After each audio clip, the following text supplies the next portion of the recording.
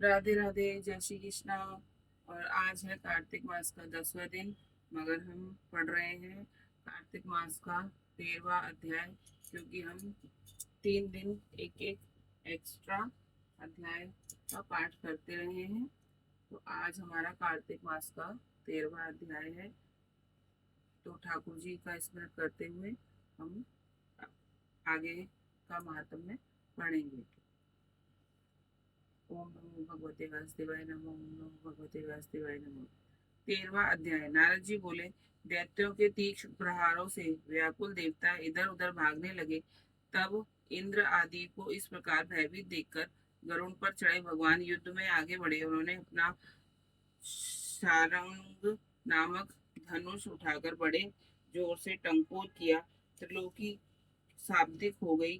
पल मात्र में ही भगवान विष्णु ने हजारों दैत्यों के सिर काट गिराए। यह देख जलंधर के क्रोध की सीमा न रही। फिर तो भगवान विष्णु और जलंधर का महान संग्राम हुआ।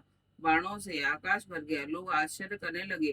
भगवान विष्णु ने अपने बाणों के वेग से उस दैत्य की ध्वजा, छत्र और धनुष बाण काट डाले तथा एक बाण से उसकी छाती में प्रहार किया। इससे व्यतीत हो उसने अपनी प्रचंड गदा उठा गरुड़ के मस्तक पर दे मारी। गरुड़ पृथ्वी पर गिर पड़ा। साथ ही क्रोध से उस दैत्य ने होठ काटे और भगवान विष्णु की छाती में भी एक तीक्ष्ण बाण मारा। इसके उत्तर में भगवान विष्णु ने उसकी गदा काट दी और अपने शारंग धनुष पर बाण चढ़ा चढ़ाकर उसको बींधना प्रारंभ किया। जालंधर भी उन पर अपने पैने बाण बरसाने लगा। उसी समय जलंधर ने भगवान विष्णु को कई पैने बाण मारकर वैष्णव धनुष को काट दिया। धनुष कट जाने पर भगवान ने गदा ग्रहण कर ली और शीघ्र ही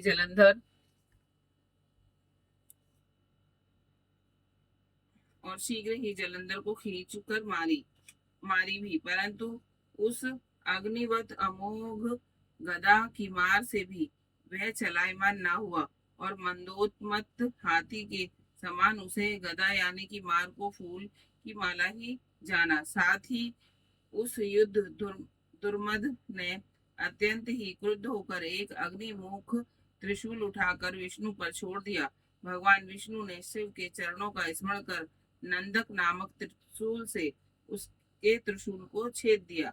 जलंधर ने झटक कर भगवान विष्णु की छाती में एक मुष्टिक मारा। उसके उत्तर में भगवान विष्णु ने भी उसकी छाती पर अपनी मुष्टिका का प्रहार किया। फिर दोनों घुटने टेककर बाहों और मुष्टिकों से बाहु युद्ध करने लगे। कितनी ही देर तक भगवान विष्णु उसके साथ युद्ध करते रहे। वह कुछ भ्रमित से हो गए।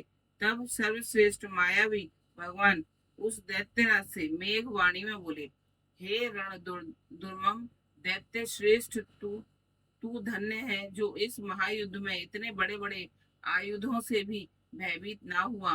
तेरे इस युद्ध से मैं बड़ा प्रसन्न हूँ। तू जो चाहे मांग, मैं अदेय वस्तु भी आज तुझको दे दूंगा। मायावी भगवान विष्णु की ऐसी वाणी सुन कर जलंधर ने कहा, हे भावुक, यदि आप मुझ पर प्रसन्न हैं तो यह वर दीजिए कि आप मेरी बहन के साथ तथा अपने सारे कुटुंबियों सहित मेरे घर पर निवास करेंगे। नारद जी कहते हैं, उसके ऐसे वचन सुनकर भगवान विष्णु को खेद तो हुआ, किंतु उसी क्षण उन देवेश ने तथास्तु कह दिया।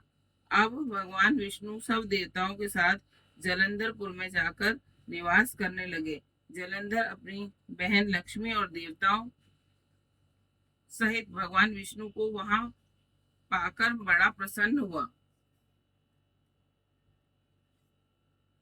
फिर तो देवताओं के पास जो रत्न आदि थे उनके स्थानों पर दैत्यों को स्थापित कर जलंधर पृथ्वी पर आया। निशुंभ और पाताल में स्थापित कर दिया और देव दानव यज्ञ गंधर्व सर्प राक्षस मनुष्य आदि सबको अपना वशवर्ती बनाकर त्रिभुवन पर शासन करने लगा। उसने धर्मानुसार सुपुत्रों के समाज प्रजा का पालन किया। उसके धर्म राज्य में सभी सुखी थे। ये आज हो गया कार्तिक महात्म्य का 13वां अध्याय पूर्ण। तो राधे राधे। ओम नमो भगवते वासुदेवाय नमः।